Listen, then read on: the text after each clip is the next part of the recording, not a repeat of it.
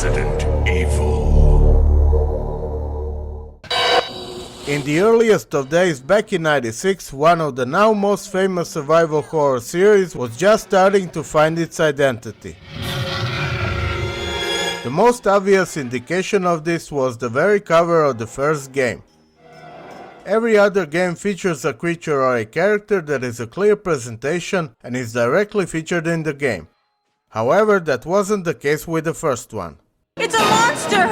Let me take care of this.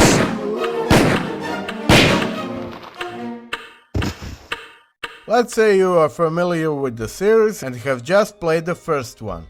Your first impression would be, well, it's gotta be Chris, cause it sure as hell ain't Jill, right? No. Well, sure is someone from the game, right?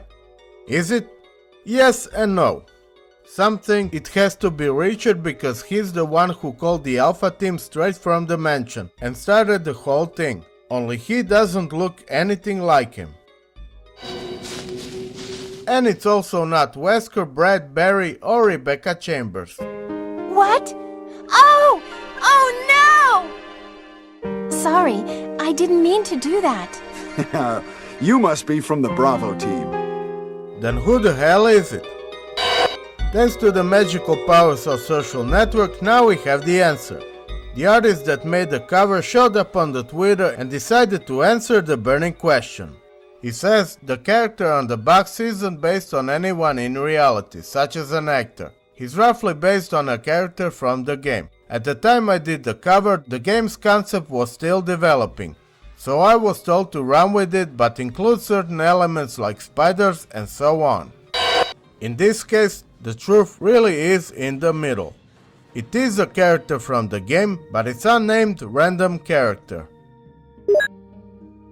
There's a possibility that the character had a name but was scrapped much like the other characters and elements, as this game went through many changes in its development. It disappeared. He also looked like the author himself, but that possibility seems to be unintentional. For whatever the reason, they decided to keep the cover, and while not being as iconic as some others, it does convey the nature of it perfectly. Seemingly weird face actually symbolizes duality. On one side you have horror and on the other you have action.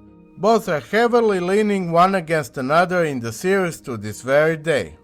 Then again, it also symbolizes the dilemmas and changes in the first game itself.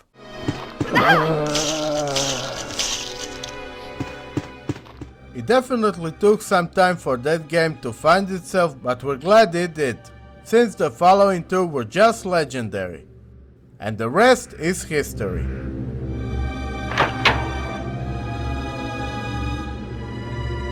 Thank you for watching. Keep it up to the core.